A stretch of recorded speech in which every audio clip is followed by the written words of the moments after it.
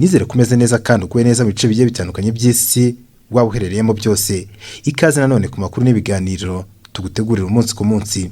Reka tunyarukire mu gihugu cya Ethiopia, aho minisitiri w'intebe w'iki gihugu yiyemeje kwambarira urugamba nawe akajya kurasana imitwe y'inyeshyamba yibumbiye muri TPLF cyangwa se Tigray People's Liberation.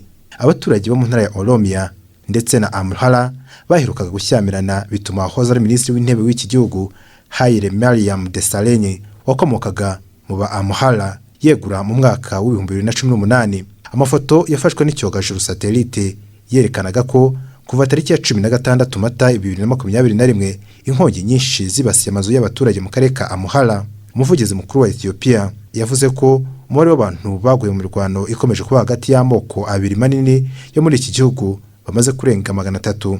Raporo zabanje zavugaga ko abantu bagera kuri 50 bapfuye mu munsi wa mbere, bapfuye bazize imirwano hagati y'amoko y'aba Amhara ndetse n'aba Oromo mu majyaruguru y'akarere ka Amhara. Umuvunyi mukuru Endale Haile yavuze ko abantu barenga 430 bahunze aho bavanywe mu byabo n'ubushyamirane bushingiye ku moko. Yavuze kandi ko 1/4 cy'amazu yo mu mujyi yatwitswe.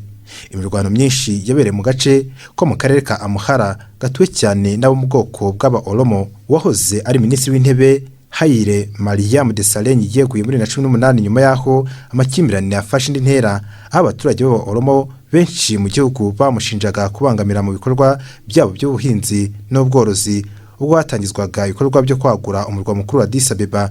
Muri icyo gihe abaturage babarirwa mu magana barishwe, abandi benshi ibihumbi barafungwa, harimo abayobozi b'amashyaka atavuga rumwe n'ubutegetsi byagejeje ku butegetsi minisitiri w'intebe Dr. Abiy Ahmed uriho muri iki gihe.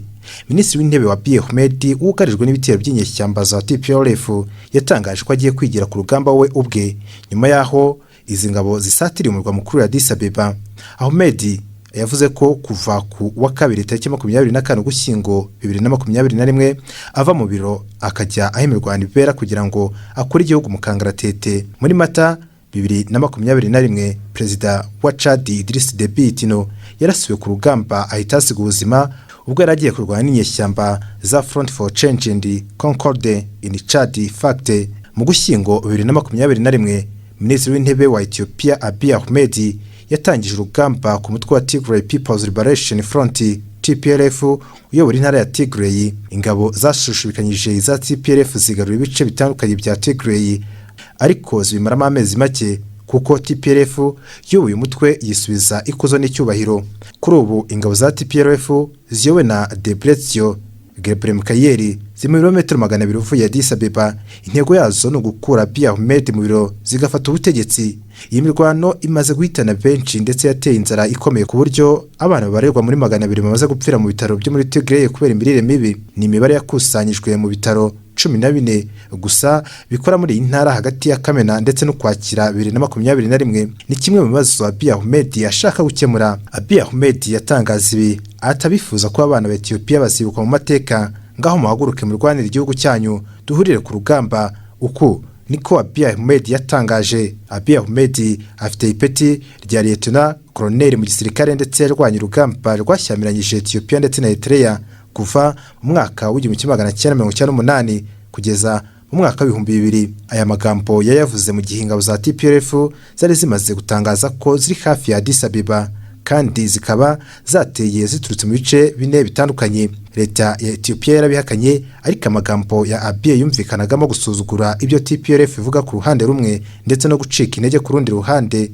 Nta wari witeze ko minisitiri w'intebe we ubwe yigira ku rugamba. Aravuga ko ikiguzi cy'ubwigenge kiza gukenera imeneka ry'amaraso. Mu gusaba abaturage ko bahurira ku rugamba yashakaga ko abaturage bamushyigikira, ariko nanone abasesenguzi bakavuga ko ashaka kwinjiza abaturage bashya mu ngabo.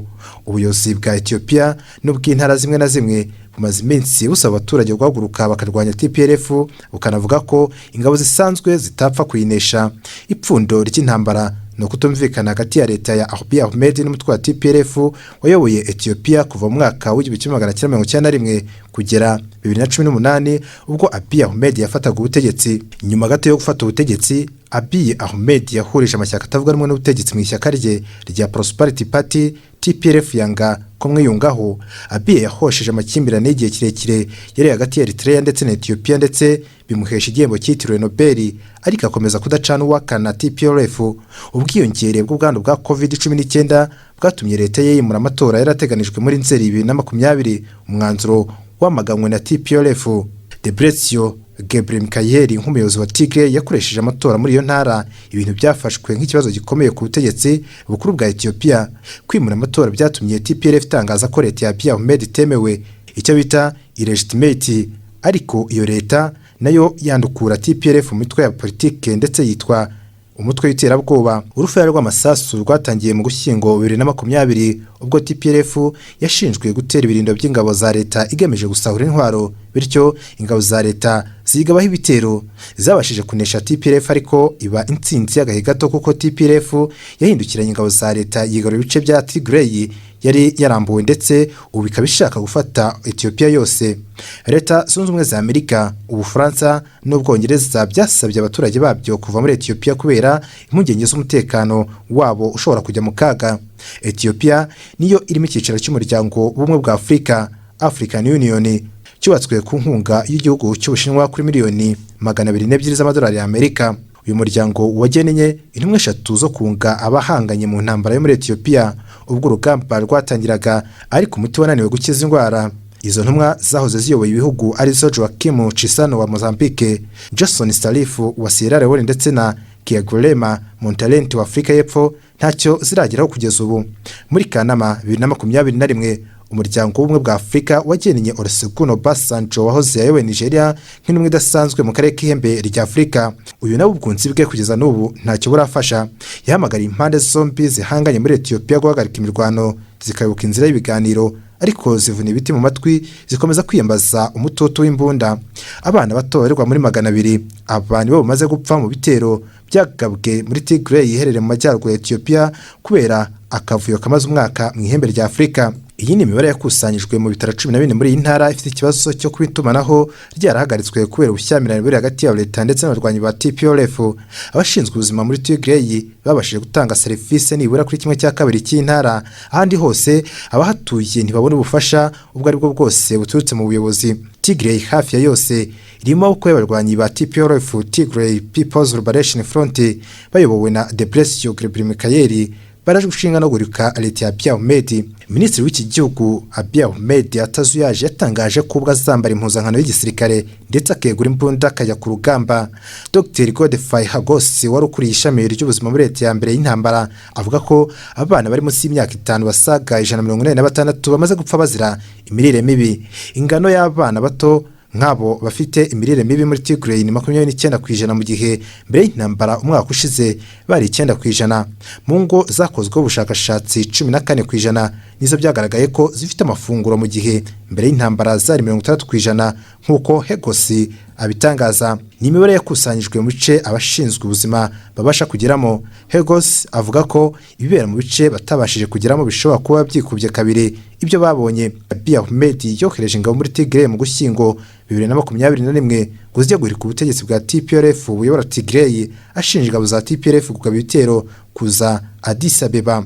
Uyu mugabo wahawe igihembo cyitiriwe Nobel mu mwaka wa 2019 yijeje intsinzi ko izaboneka vuba cyane, ariko birangira TPLF yisubije ibice yari yarambuwe. Si ibyo gusa kuko nyuma yo kwigarura umurwa mukuru wa Tigray Mekele, ingabo za Debretsion zambutse imipaka ya Tigray zitera zigana mu majyepfo. Kuva muri Nyakanga hagati uyu mwaka 15% by'imfashanyo zigenewe Tigray nizo gusa zinjiye muri iyi ntara nkuko bitangazwa n'umuryango w'abibumbye. Ibiro ntaramakuru by'Ubufaransa AFP byatangaje ko kubera inzara idasanzwe iri muri Tigray ababyeyi bahira ibyatsi bakabigaburira abana ngo badapfa.